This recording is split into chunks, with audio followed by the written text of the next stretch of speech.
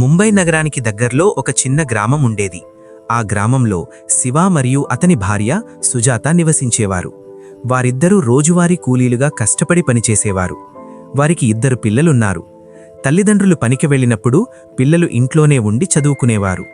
భయ్యా, అన్నయ్య, నాకు చాలా ఆకలిగా ఉంది. మనం బయటికెళ్ళి ఏమైనా తిందామా? సోనా, మన తల్లిదండ్రులు చాలా కష్టపడి పనిచేస్తున్నారు. మనం బయట తింటే డబ్బులు వృధా అవుతాయి. సరే భయ్యా, కానీ నాకు తినడానికి ఏదో ఒకటి ఇవ్వు. సరే, కాసేపాగు. సూరజ్ సోనాకు ఒక చపాతీ మరియు కొంచెం పచ్చడి ఇస్తాడు. ఆమె మౌనంగా తింటుంది. ఆ తర్వాత ఇద్దరూ ఆడుకోవడం ప్రారంభిస్తారు. కొంత సమయం తర్వాత శివ మరియు సుజాత ఇంటికి తిరిగి వస్తారు. పిల్లలు కలిసి ఆడుకోవడం చూసి శివ నవ్వుతాడు. సూరజ్, ఈరోజు సోనా నిన్ను ఇబ్బంది పెట్టిందా? లేదు నాన్న, సోనా ఈరోజు చాలా బుద్ధిగా ఉంది. సూరజ్, మీ హోంవర్క్ పూర్తి చేశారా? నిన్ను ఇబ్బంది లేదా ఆడుకుంటూనే ఉన్నారా? మీ హోంవర్క్ మంచిది చేశారా? అవును నాన్న, మేము స్కూల్ అయిపోగానే చదివేశాం. మంచిది. నేను కాళ్ళు చేతులు కడుక్కుంటాను. తర్వాత మనందరం కూర్చుని కాసేపు సరే నాన్న. శివ తన కాళ్ళు చేతులు కడుక్కుంటాడు. సుజాత రాత్రి భోజనం వండుతుంది. కుటుంబం మొత్తం కడుపు నిండా తిని ప్రశాంతంగా నిద్రపోతారు. ఇలా రోజులు గడిచిపోతాయి. శివ మరియు సుజాత తమ పిల్లల కోసం కష్టపడు పనిచేస్తూనే ఉంటారు. త్వరలోనే వర్షాకాలం మొదలవుతుంది. భారీ వర్షాల వల్ల వారికి పనికి వెళ్లడం కష్టమవుతుంది. కానీ వారు ఎలాగైనా వెళతారు. ఒకరోజు ఉదయం, అమ్మా, దయచేసి ఈరోజు పనికి వెళ్ళకండి. వర్షం చాలా ఎక్కువగా ఉంది. బాబూ, మనం పని మానేలేము. ప్లీజ్ అమ్మా, ఈరోజు ఇక్కడే ఉండిపోండి. వద్దు వద్దు బాబూ, మనం పనిని వదిలేలేము. మనం పనికి వెళ్ళకపోతే మనకు తినడానికి ఏమీ ఉండదు. సరే అమ్మా, కానీ దయచేసి త్వరగా ఇంటికి రండి. కంగారు పడకు బాబూ, మేము త్వరగానే వచ్చేస్తాము. సోనాను మరియు నిన్ను జాగ్రత్తగా చూసుకో. ఇలా చెప్పి శివ మరియు సుజాత పనికి బయలుదేరతారు. బయట ప్రతిచోట నీరు నిలిచిపోయింది. వారు ఎలాగోలా తమ పని ప్రదేశానికి చేరుకుంటారు. కాని అక్కడ పూర్తిగా నీట మునిగిపోయి ఉంటుంది. ఇప్పుడు శివ సుజాతతో ఇలా అన్నాడు. ఈరోజు పని దొరికేలా లేదు. నీరు ఇంకా పెరగకముందే మనం ఇంటికి తిరిగి వెళ్ళిపోదాం. మనం త్వరగా వెనక్కి వెళ్ళాలి. అవునవును, త్వరగా వెళదాం, లేకపోతే ప్రతిచోట నీరు వచ్చేస్తుంది. అయితే పద, వెళదాం. వారు వెనక్కి నడవడం ప్రారంభిస్తారు. కానీ వర్షం మరింత ఎక్కువవుతుంది. నీటి మట్టం పెరుగుతూనే ఉంది. వారి నడుము వరకు చేరుకుంది. దగ్గర్లోని అందరూ భయపడి సురక్షిత ప్రాంతం కోసం వెతుకుతున్నారు. అయితే శివ మరియు సుజాత తమ పిల్లల గురించి ఎక్కువ ఆందోళన చెందుతున్నారు. శివ మరియు సుజాత వర్షం తగ్గుతుందేమోనని కొంతసేపు వేచి చూశారు. కానీ అది పెరుగుతూనే ఉంది. మన ఇల్లు మునిగిపోతే ఏంటి పరిస్థితి? పిల్లలెక్కడికి వెళ్తారు? సుజాత, నేను కూడా అదే ఆలోచిస్తున్నాను. మనం జాగ్రత్తగా ఇంటికి వెళదాం. అవును, జాగ్రత్తగా వెనక్కి వెళదాం. ఒకరి చేతులు ఒకరు పట్టుకుని మోకాళ్ల లోతు నీటిలో ఇంటివైపు నడుస్తారు. ఇంతలో సూరజ్ మరియు సోనా లోపల కూర్చొని ఉండగా వారి ఇంట్లోకి నీరు రావడం గమనిస్తారు. భయంతో సూరజ్ సోనాను మంచం మీదకు ఎక్కిస్తాడు.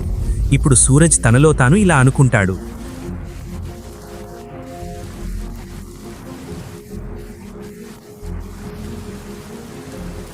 మనసులో, అమ్మా, నాన్న, దయచేసి త్వరగా రండి. భయ్యా, అమ్మా నాన్న ఎప్పుడొస్తారు? నాకు భయంగా ఉంది. కంగారు పడకు సోనా, వాళ్ళు త్వరగానే వచ్చేస్తారు. సూరజ్ సోనాను ఓదార్చడానికి కౌగిలించుకుంటాడు. త్వరలోనే మంచం కూడా తడిసిపోవడం మొదలవుతుంది. సూరజ్ సోనాను ఇంటి పైకప్పు డాబా మీదకు తీసుకెళ్తాడు. అక్కడి నుండి గ్రామం గుండా నీరు వేగంగా ప్రవహించడం, చెత్తను మరియు మనుషులను కూడా తీసుకుపోవడం వారు చూస్తారు. సూరజ్ భయంతో వణికిపోతాడు. అకస్మాత్తుగా వరద నీటిలో కష్టపడుతున్న తన తల్లిదండ్రులను అతను చూస్తాడు. 2 పిల్లలు తమ తల్లిదండ్రులను గట్టిగా పిలవడం ప్రారంభిస్తారు. అమ్మా, నాన్న, నాన్న, దయచేసి ఇటువైపు రండి, త్వరగా. సోనా గట్టిగా ఏడవడం మొదలుపెడుతుంది.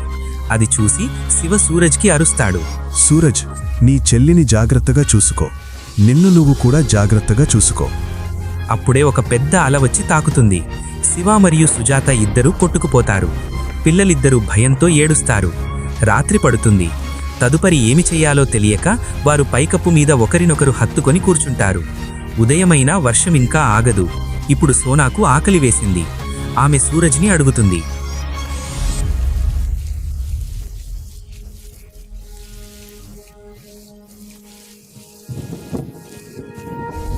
భయ్యా, నాకు ఆకలిగా ఉంది.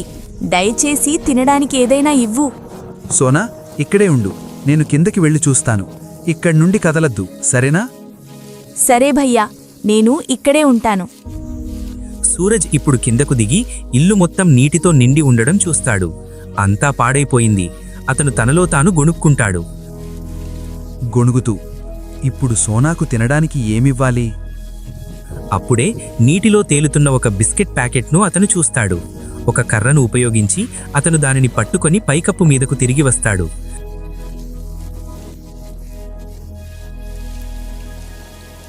ఇదిగో సోనా, ఈ బిస్కెట్లు తిను. సరే భయ్యా. వారిద్దరూ కొంచెం తిని మౌనంగా కూర్చుంటారు. మరో రోజు గడిచింది. కాని వరద నీరు ఇంకా తగ్గలేదు. అకస్మాత్తుగా సూరజ్ దగ్గర్లో ఒక పడవను చూస్తాడు. అతను సహాయం కోసం అరుస్తాడు.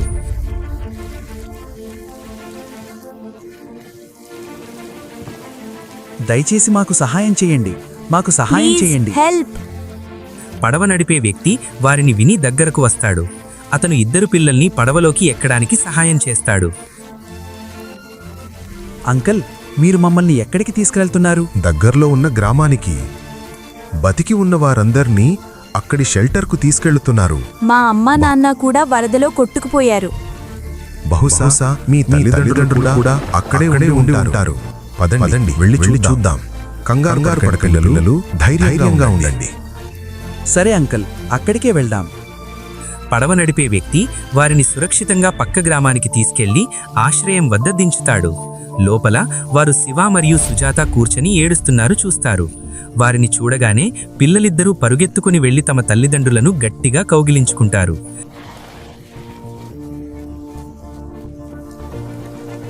అమ్మా, నాన్న, మీరు ఎక్కడికి వెళ్లారు? పిల్లలారా, మేము నీటిలో కొట్టుకుపోయాము, కాని ఎలాగోలా ఇక్కడికి చేరుకున్నాము. దేవుడు నా ప్రార్థనలను ఆలకించాడు. నలుగురు ఒకరినొకరు కౌగిలించుకుని ఉపశమనంతో ఏడుస్తారు. వారు మనస్ఫూర్తిగా దేవునికి కృతజ్ఞతలు తెలుపుతారు.